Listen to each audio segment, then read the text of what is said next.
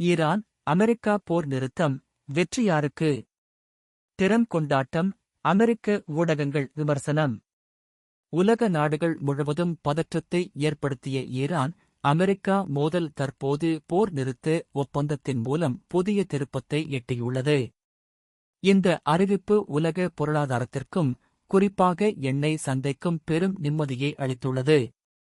போர் நிறுத்தம் அமலுக்கு வந்ததன் பின்னர் ஹார்முஸ் ஜலசந்தி மீண்டும் திறக்கப்பட உள்ளது. இதனால் கச்சா எண்ணெய் மற்றும் எரிவாயு கப்பல்களின் போக்குவரத்து இயல்பு நிலைக்கு திரும்பும் என எதிர்பார்க்கப்படுகிறது. இதன் தாக்கமாக உலக சந்தைகளில் எண்ணெய் விலை குறையத் தொடங்கியுள்ளதுடன் பங்குச் சந்தைகளும் மீட்சிப் பாதையில் பயணிக்கத் தொடங்கியுள்ளன. இந்த சூழலில் அமெரிக்க அதிபர் டொனால்ட் டிரம்ப் இந்த போர் நிறுத்தத்தை அமெரிக்காவின் வெற்றியாக கூறி பாராட்டியுள்ளார். ஆனால் அதே நேரத்தில் அமெரிக்காவின் சில முக்கிய ஊடகங்கள் மற்றும் அரசியல் விமர்சகர்கள் டிரம்ப் இறுதியில் ஈரானிடம் சமரசம் செய்துவிட்டார் என்ற கருத்தை முன்வைத்து வருகின்றனர். போர் எவ்வாறு தொடங்கியது? மத்திய கிழக்கில் ஈரானின் செல்வாக்கை குறைக்கவும், அதன் அணுசக்தி திட்டங்களை முடக்கவும், இராணுவ திறனை பலவீனப்படுத்தவும் அமெரிக்கா மற்றும் அதன் கூட்டாளிகள் தீவிர நடவடிக்கைகளை மேற்கொண்டனர். இந்த மோதலில் ஆயிரக்கணக்கானோர் உயிரிழந்ததாகவும், ஈரானின் பல முக்கிய இராணுவ மற்றும் பொருளாதார கட்டமைப்புகள் பாதிக்கப்பட்டதாகவும் தகவல்கள் வெளியாகின. மறுபுறம் அமெரிக்காவும் இந்த போரில் மிகப்பெரிய செலவினங்களை சந்தித்தது. பல பில்லியன் டாலர்கள் செலவழிக்கப்பட்டதோடு பல இராணுவ உபகரணங்களும் சேதமடைந்ததாக கூறப்படுகிறது.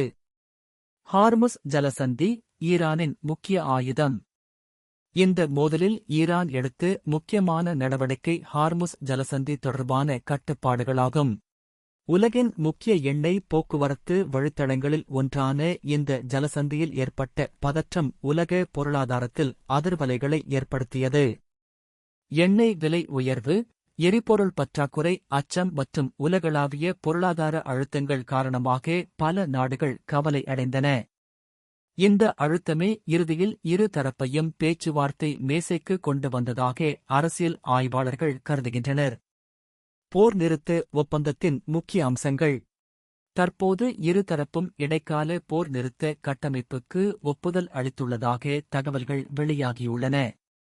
அதில் ஹார்முஸ் ஜலசந்தி திறக்கப்படும், அணுசக்தி தொடர்பான பேச்சுவார்த்தைகள் தொடரும், புதிய பொருளாதார தடைகள் தற்காலிகமாக நிறுத்தப்படும், ஈரானின் எண்ணெய் ஏற்றுமதிக்கு சில தளர்வுகள் வழங்கப்படும், வெளிநாடுகளில் முடக்கப்பட்டுள்ள சில ஈரான் சொத்துக்கள் மீளப் பெறப்படும், அடுத்த 60 நாட்களுக்கு விரிவான பேச்சுவார்த்தைகள் நடைபெறும் என்ற அம்சங்கள் இடம்பெற்றுள்ளதாக கூறப்படுகிறது. வெற்றி யாருக்கு? சர்வதேச அரசியல் ஆய்வாளர்களின் கருத்துப்படி இராணுவ ரீதியாக ஈரான் கடுமையான சேதங்களை சந்தித்திருந்தாலும் அரசியல் மற்றும் பொருளாதார ரீதியாக சில முக்கிய சலுகைகளை பெறும் நிலைக்கு வந்துள்ளது.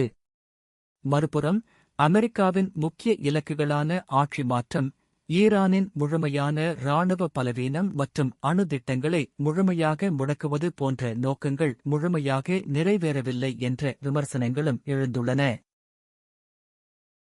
இதனால் இந்த போர் நிறுத்தம் உண்மையில் யாருடைய வெற்றி என்பதை தீர்மானிக்க இன்னும் காலம் தேவைப்படும் என நிபுணர்கள் கூறுகின்றனர். அமைதி நிலைக்குமா? தற்போதைய போர் நிறுத்தம் உலக நாடுகளுக்கு நிம்மதியை அளித்திருந்தாலும் இது நிரந்தர அமைதிக்கான முதல் படியாக மாறுமா என்பது அடுத்த கட்ட பேச்சுவார்த்தைகளின் வெற்றியைப் பொறுத்தே அமையும். உலகம் முழுவதும் மக்கள் தற்போது எதிர்பார்ப்பது ஒன்று மட்டுமே, மத்திய கிழக்கில் நிலையான அமைதி திரும்ப வேண்டும் என்பதே.